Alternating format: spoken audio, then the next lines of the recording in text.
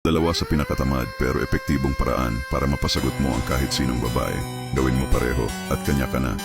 Pero bago ang lahat, i-comment muna ang salitang love para hindi burahin ng algorithm ang video na to. Ito ay madilim na psikolohiya na tinatago sa karamihan ng tao. Una, gamitin mo ang pangalan niya. Dumaan ka lang sa harap niya, bigyan ng simpleng papuri, pero siguraduhin mong mabanggit mo ang pangalan niya. Uy Maria, ang ganda ng suot mo.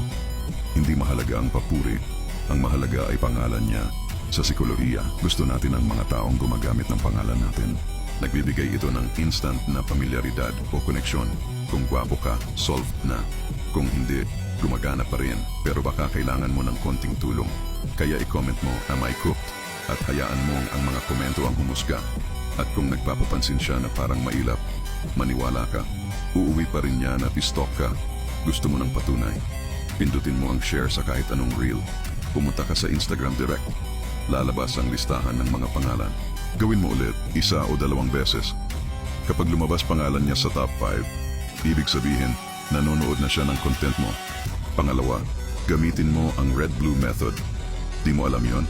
I-comment mo red-blue method. May magsasabi sa, yo, wala pa akong narinig na pumalpak niyan.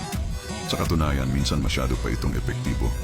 Kung hindi ka pa naka-follow, baka hindi mo na ako makita ulit. Pero kung fina-follow mo na, congratulations.